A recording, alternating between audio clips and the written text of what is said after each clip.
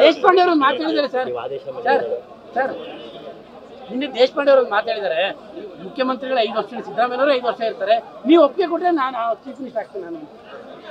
ಅಪ್ಪ chief minister ಮಾಡೋರು ಯಾರು?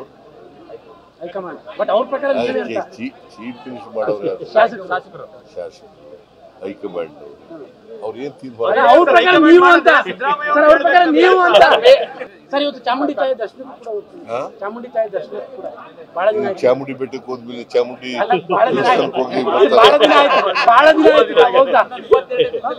ಹೇಳಪ್ಪ, ಚಾಮುಂಡಿ ಬೆಟ್ಟಕ್ಕೆ ಹೋಗ್ತಾ ಇದ್ದೆ.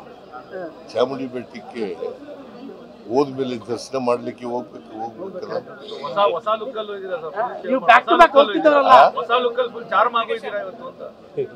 ನಿಮ್ಗೆ ಹಂಗ ಕಾಣಿಸುತ್ತೆ?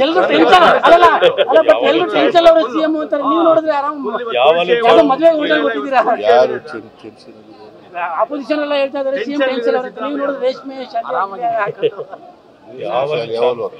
ಅದಕ್ಕೆ ಬಹಳ ಚಾರ್ಮ್ ಆಗಿದ್ದೀರಾ ಅಂತ. ಫುಲ್ ಚಾರ್ಮ್ ಇದೆ. ಇವತ್ತು ವಿರೋಧ ಪಕ್ಷದವರು ತಾವು ಕುಂದೋಗಿದ್ರಿ, ಕುಗ್ಗಿದಿರಿ ಅಂತ ಏನಾದ್ರು ಅವರಿಗೆ ಪಾಪ ಸುಳ್ಳು ಹೇಳ್ಬಿಟ್ಟಿದಾರಲ್ಲ, ಸುಳ್ಳು ರುಚಿವತ್ತ ಆಗದಿರೋ ಕಷ್ಟ ಅಂತ ಹೇಳಿ ಅನ್ಕೊಂಡಿಲ್ಲ. ಅವ್ರಿಗೆ ಯೋಚನೆ ಮಾಡಿ, ನಮ್ಗೆ ಯಾವಲ್ಲೂ ಸುಳ್ಳು ಹೇಳಿಲ್ಲ, ಅಸತ್ಯ ನುಡಿದಿಲ್ಲ, ಮತ್ತೆ ತಪ್ಪು ಮಾಡಿಲ್ಲ. ನಮ್ಗೆ